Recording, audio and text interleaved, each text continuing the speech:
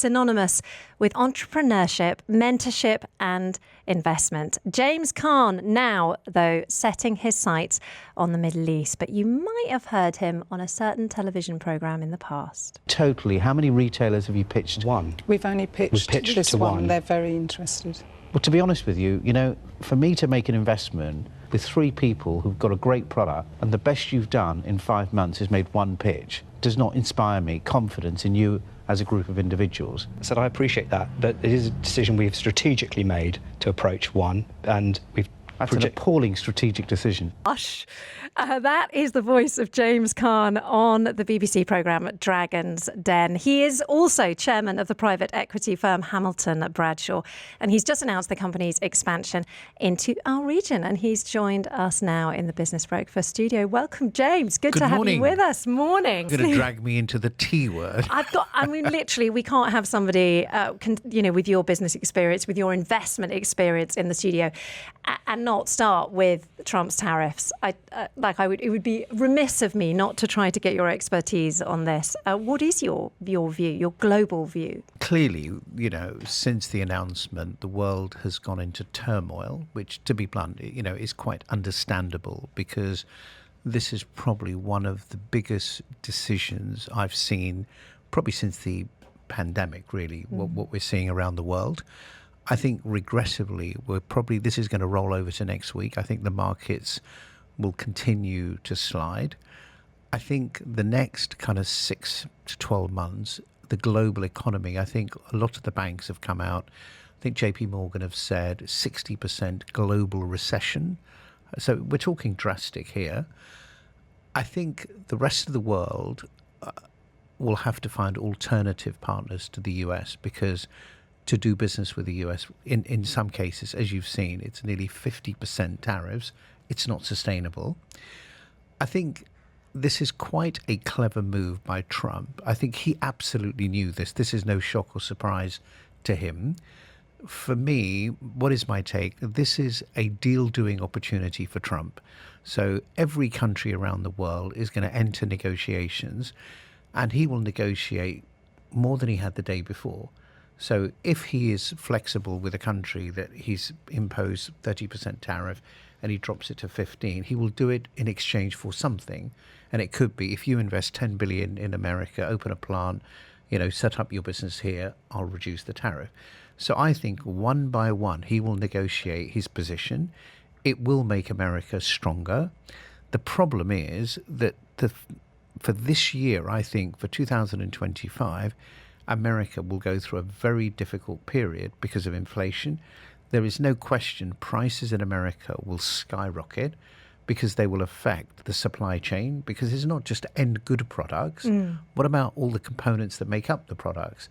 They will be difficult to source, difficult to buy. So the US will have a very difficult period. But I think Trump strategically planned this right at the beginning, because he knows there's a bumpy road. But if you play this out 3-4 years going forward, and America starts to get that inward investment, creates jobs, the economy bounces, Trump all of a sudden looks like a hero.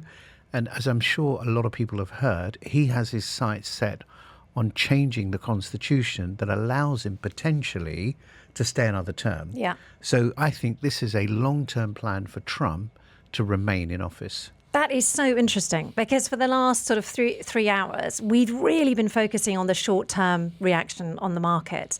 So it's really awesome to get that sort of slightly longer-term perspective. And I suppose that is the way in which an investor like yourself has to think. You have to look further ahead than the immediate sort of market reaction.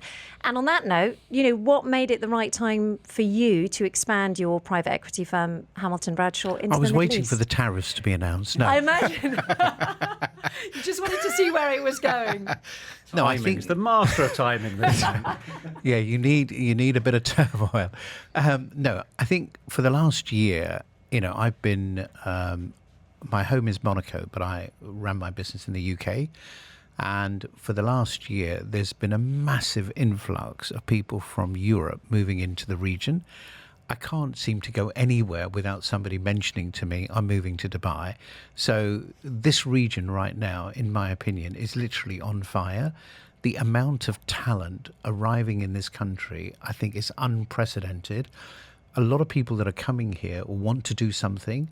I think this region by default is got the entrepreneurial DNA. People are entrepreneurs. They want to be in business.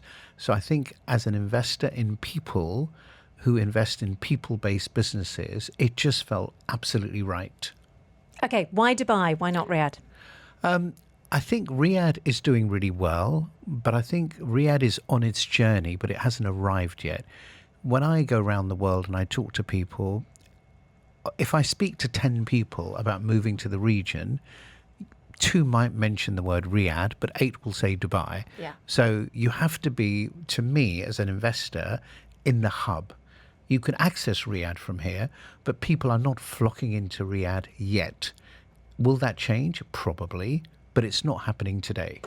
Okay, so your firm focuses on professional services. We've got about 30 seconds left in this segment. What opportunities are you seeing in that space here in the Middle East?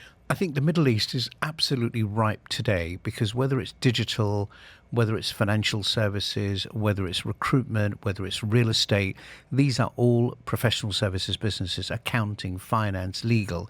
So we are looking to back entrepreneurs who want to build a business in professional services where they have a passion to create a market-leading firm in the region. That's my objective. Hamilton Bradshaw coming to town, the leading private equity advisory firm in the recruitment industry, renowned over in London and other major capitals around the world, and now with a firm footprint here in the region, specifically here in Dubai. Company founded back in 2003 by our special guest, James Caan, CBE, former Dragon's Den panellist, serial entrepreneur, philanthropist, founder of the James Caan Foundation, and former chairman of Startup Loans as well. James has been kind enough to join us. Also joining us now, the man who impressed James Caan. Ayman Alashkar is no stranger to the airwaves here. He's now the new CEO of Hamilton Bradshaw MENA region, accomplished entrepreneur in his own right, board member, AI pioneer, thought originator, investment specialist with, I think I'm right here, Ayman, saying 2 decades of experience across the MENA region. That's right. I like to say that I came out here in 2003 with a suitcase and a dream from London, and here we are. Watch the city grow. Still got the suitcase, though, yeah? I probably still have one of the same suits.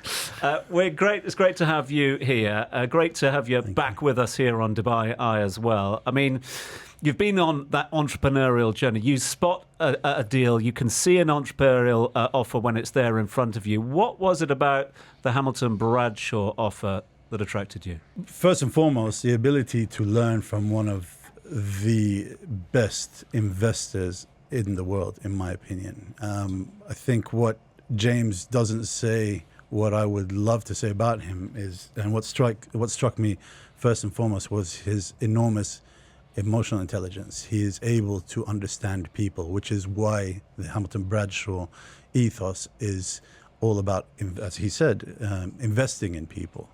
And it's that ability to understand people which I wanted to learn from.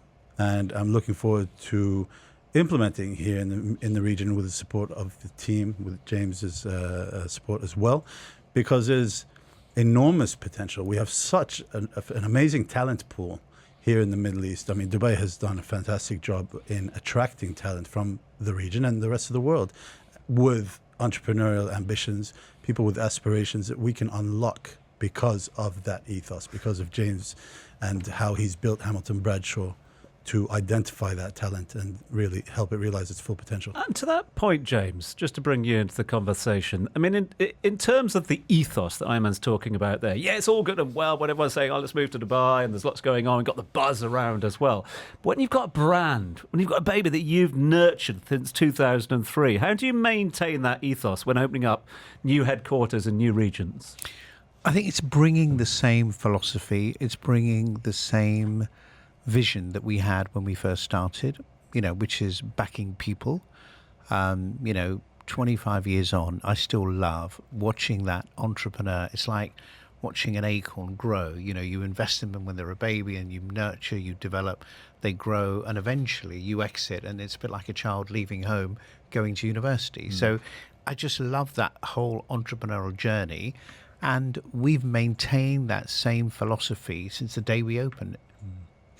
And I mean, just tapping into your experience here in the region as well. I know James knows this region very well, as do you. But again, to that point of why now is the right time. I mean, there is no shortage of competition, as Mr. Caan has just been saying out there. A lot of people want a piece of the pie. Mm-hmm. But why is now the right time to open the office here in Dubai? Dubai's had to go through its growth curve, right. And we are at a point in its maturity which we've all been, fortunate to be a part of and contributing towards. We're at a point in its maturity now where I think it's pretty much undisputable now that it is one of the world's leading cities. As James was saying earlier, when he speaks to 10 people, 8 out of them tell you they're moving to Dubai. Okay, and Dubai's established. So there's that. Dubai's established itself on the map credibly across the globe, and to get there, we've gone through a learning curve. I've been out here for 21 years. I've seen that play out. That learning curve is such that now, we look at policy making, it is streamlined. We look at the efficiency of government processes, so much more optimal than they were a decade ago, 5 years ago, 2 decades ago, you name it. But moreover, so much more streamlined than other places in the world. And so that's attractive for business setup. We see it in the startup and venture capital economy. We see it in the conventional SME economy. We see a lot more transparency. There's data that is becoming more available. That's attractive to investors and other entrepreneurial participants. That information is making it just better, easier to do business. And those policy shifts, really, they're coming down from the top. How much of it is managing expectations, James? I mean, because with this sort of, with this appetite for moving to Dubai at the moment, does come misconceptions. Oh, let's move everything to Dubai because the roads are paved with gold, there's money hanging off trees at the moment, etc. Is part of your role, is part of the Hamilton Bradshaw role, to manage those expectations going into new territories? Absolutely, because you're absolutely right. This is not a walk in the park. Just because the sun shines here does not mean business is easy. Starting a business is challenging no matter what market environment you're going to be in. But to be in business, what you need is demand. And the one thing Dubai has today is it's got an appetite for demand. The economy is doing well, people are making money.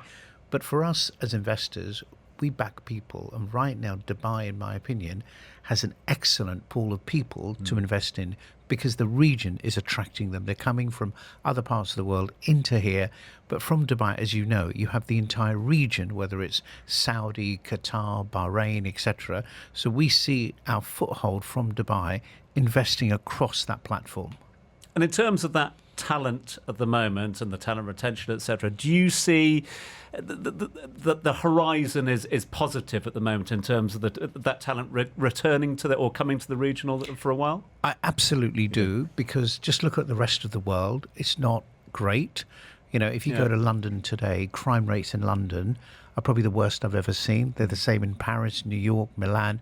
Dubai does have that security blanket where people feel safe here. The economy's good, the tax environment's good, the weather's great. There is a lot going, but you are absolutely right.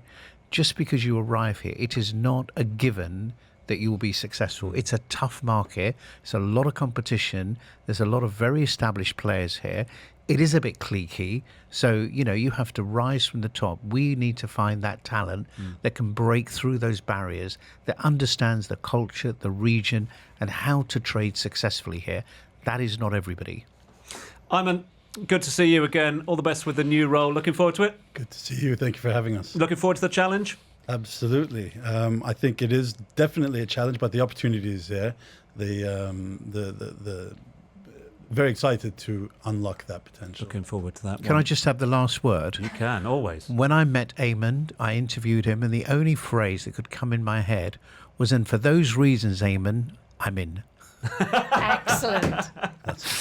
I'm going to steal the last word from you, but give it back to you, because James Caan, special guest today, you've backed so many winners in business throughout your illustrious career. Who's going to win the Dubai World Cup tomorrow for me? Can I take a rain check on that one? I haven't even seen the runners and riders yet, but No, I don't. whoever he's backing, I'm backing.